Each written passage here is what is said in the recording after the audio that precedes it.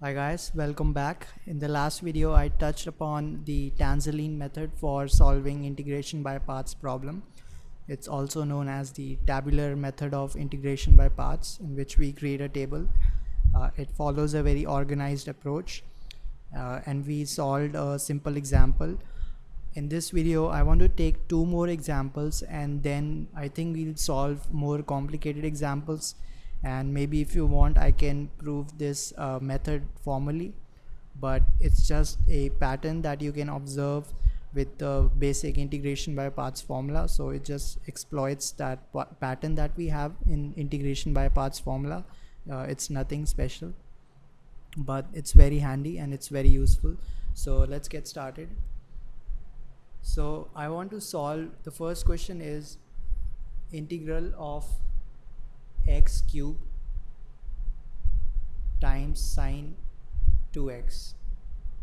So I want to solve this obviously with respect to x, and I encourage you to solve this without that method by the normal traditional integration by paths approach, and let me know if you find that better.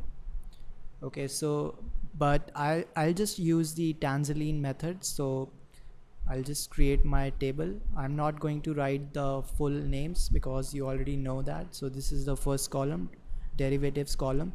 This is the integrals column. This is the sine column. This is the partial product column. And I'll just draw lines. And so in the first row we will have x cube in here and sine 2x. Oops. Sine 2x, and that's just blank. And now we will have successive derivatives, so this will be 3x squared, and I'll just write like row at a time, one row at a time. So here we will have the integral of sine 2x is minus cos 2x divided by 2, right? And here we will have a positive sign, and then we will keep alternating, right? And we can write the first partial product, which is the multiplication of these two. So it is minus x cube multiplied by cos 2x divided by 2. So we already have our first term of the answer, and then in the third row this is going to be 6x. This is going to be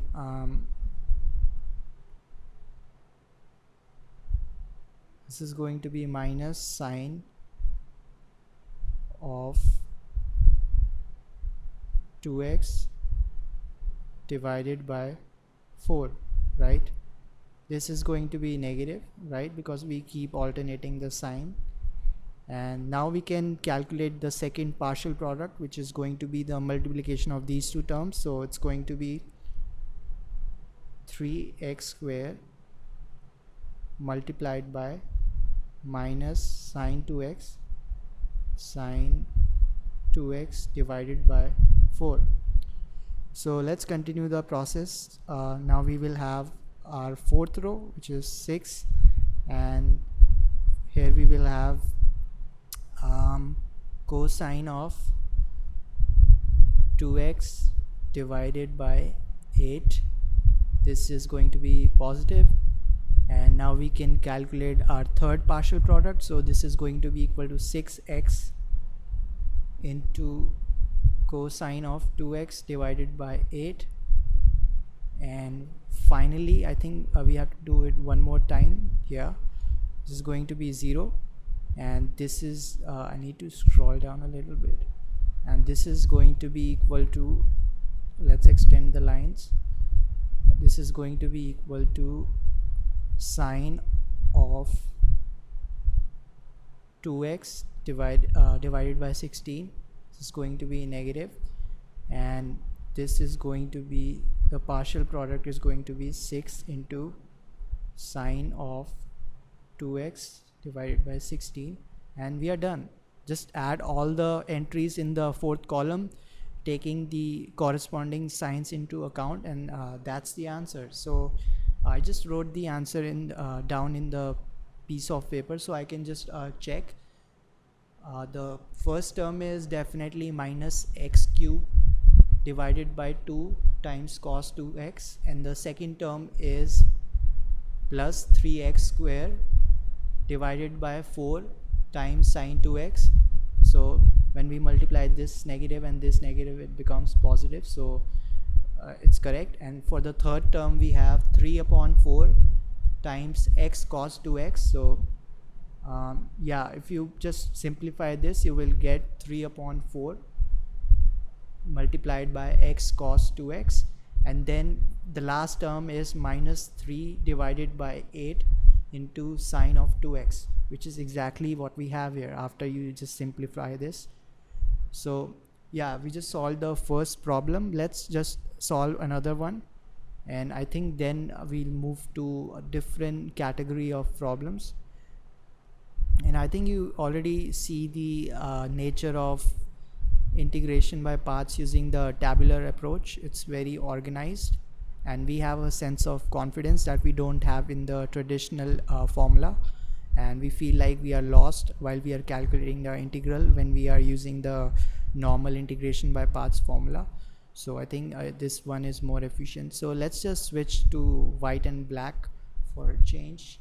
So the next problem is integral of x cube multiplied by e raised to the power, oops, this is e raised to the power 4x. And yeah, I've already done this problem in a piece of paper, and I'll just cross check, but we are going to follow the tabular approach. So let me make my table. This is the derivatives column, this is the integrals column, this is the sines column, and this is the partial products column. I'll draw lines, and probably this should require most space because partial products are going to involve 2 terms, right? So this should involve the most space out of all the columns, and this should involve the least space because it only involves the sines. Just something that you should know. Okay, so for the first row we will have x cube, integration column will have the first entry as e raised to the power 4x, right? This is, just ignore these two and then just carry on the process, right? 3x square, and this is going, just take the integral of e raised to the power 4x, which is e raised to the power 4x divided by 4. This will have positive sign. Now we can evaluate the first partial product, which is x raised to the power 3 times this, so these two, it's going to be x cube e raised to the power 4x divided by 4, right? Very simple. And let's just continue the process. For the third row, it's going to be 6x, and again take the integral of this, so it's going to be e raised to the power 4x divided by 4 times 4, which is 16. This is negative, a sign keeps alternating, right? And we can now calculate the second partial product. So this is going to be 3x squared into e raised to the power 4x divided by 16. And let's continue. This is going to be 6. This is going to be e raised to the power 4x divided by 64, and sign will be positive. Now we can calculate our third partial product, which will be 6x multiplied by e raised to the power 4x divided by 64. And I think we need one last row, so let me make sure we can have our last row here. So obviously the derivative will be 0, the integral will be e raised to the power 4x. It's very hard to write it down here, but you know what the integral will be, e raised to the power 4x. In the denominator we will have 64 times 4, which is 128, Oh no, it's not 128. So let me just calculate that.